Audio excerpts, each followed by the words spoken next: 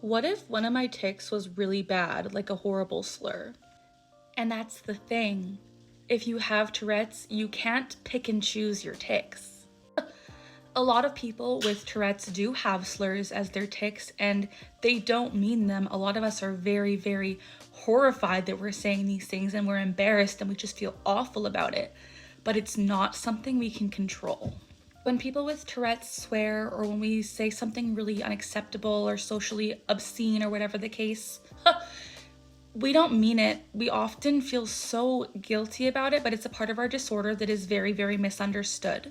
I have been seeing a bunch of outrage about it, people saying, oh, well, why would that even be in his vocabulary? He did that on purpose and all of this stuff, and that racism is to excuse. Very bitch sad day for the Tourette syndrome community, especially for the ones that have coprolalia, because when you come online and you see thousands of people hating on your condition, specifically coprolalia, because that's something that is already very embarrassing for all of us. I'm not going to say that people can't be offended by the fact that somebody said the N-word as a tic. However, it's not something that somebody can control. It's not something that somebody wants to say. And I've been seeing a lot of people be like, well, he said it like when the crowd went silent. That is most likely when a tic is going to happen when you're in public, when you're in complete silence, or when you're trying not to say or do something. So we must understand what coprolalia is. Coprolalia causes involuntary swearing and inappropriate tics. This can include the N-word, slurs, etc. I am a Black person, and even I have the N-word tic and slurs as tics. This is something I don't see many talk about because of situations like this. Is it a disappointing thing? Shut up! That it happened in public in front of that entire crowd, specifically to Michael B. Jordan and the other presenter. I'm so sorry, I do not know his name. I wish I did, but no disrespect to him. I just am not too aware. Yes, it is a very unfortunate situation. Seeing so many people say that they would invoke violence against people with coprolalia if they can't control their tics. That's ableism. Michael B. Jordan and the other presenter have the right to be upset, especially if they were not aware. However, we need to understand and educate ourselves. You're not seeing a ton of people saying, oh my God, during Black History Month?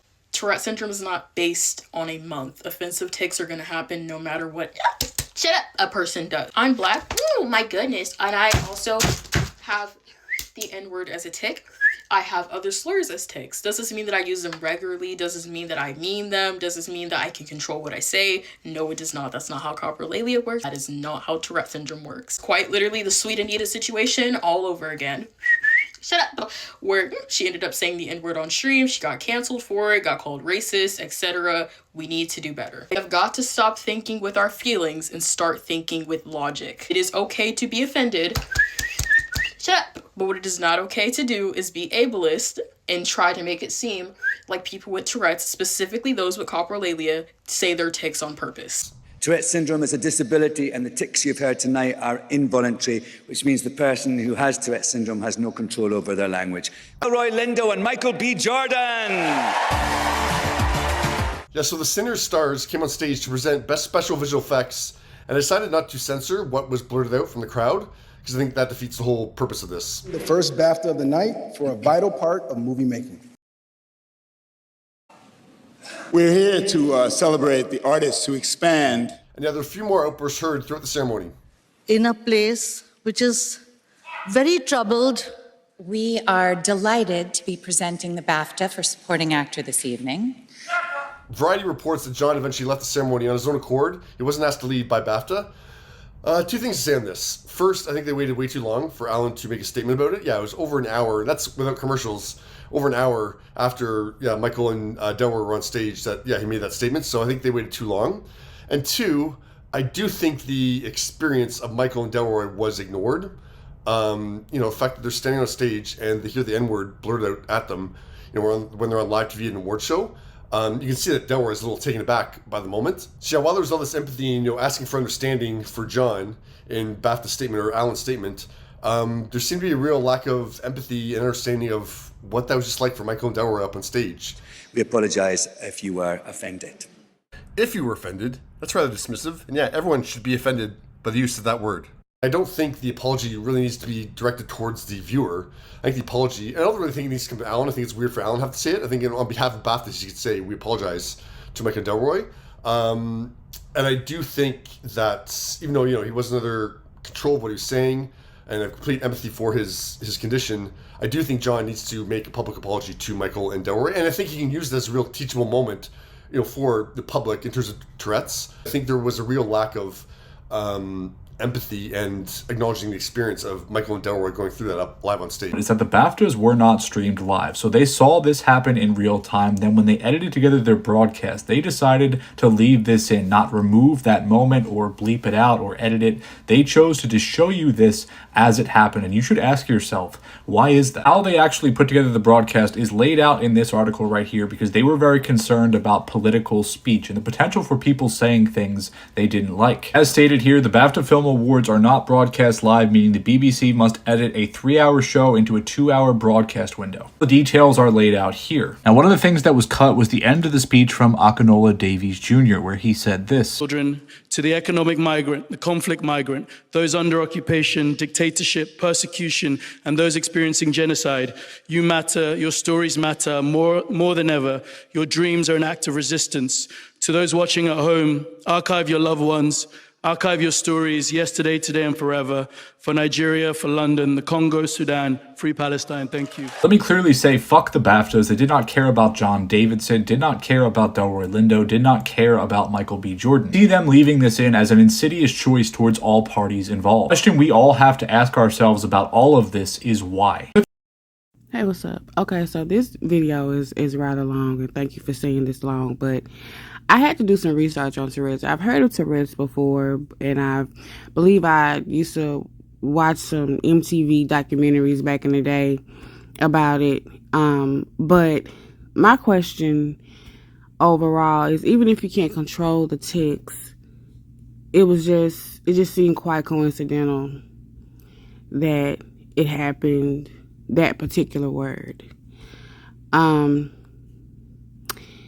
Yeah, and how when the gentleman who was hosting was like, if we offended you, like, what do you mean if? I mean, he's a part of the gay community.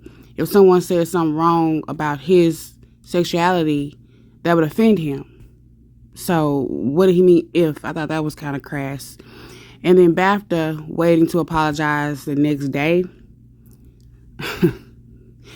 But overall, and then with them editing the gentleman's Palestine speech, but not editing being called the N-word, it was like they wanted it for clickbait, like rage bait.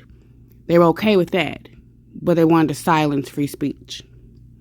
And then lastly, even though BAFTA has apologized, the gentleman who caused it all still hasn't apologized, as if he feels he doesn't have to. I understand you can't control something, but just like with children, if they spill something on the floor, they didn't mean to do it, but they still apologized. So everybody with Tourette's is coming out talking about, we can't control it. And that's understandable, but you know right from wrong, and you know the N-word is wrong. So that gentleman is too old. I mean, he's a movie maker. He's too old to not have apologized to these two men. Period. It's sick in 2026 that people can't just take accountability. Whether you can control it or not, you still done it, and it was still wrong. And it was wrong because you hurt someone. You hurt someone. You need to apologize for that. Whether you can control it or not. You can control your moral compass. So you obviously just feel that you haven't done anything wrong, and that's the sad part. Because if someone can respect your disability, the least you can do is own up to your accountability. But that's just my 2 cents. Anyway, Michael B. Jordan, Delroy Lindo, you two gentlemen are some wonderful human beings. Thank you for your gift of acting and for just being you. And this gentleman here, it's the next day. Should be ashamed. Not ashamed of your disability, ashamed of your lack of accountability.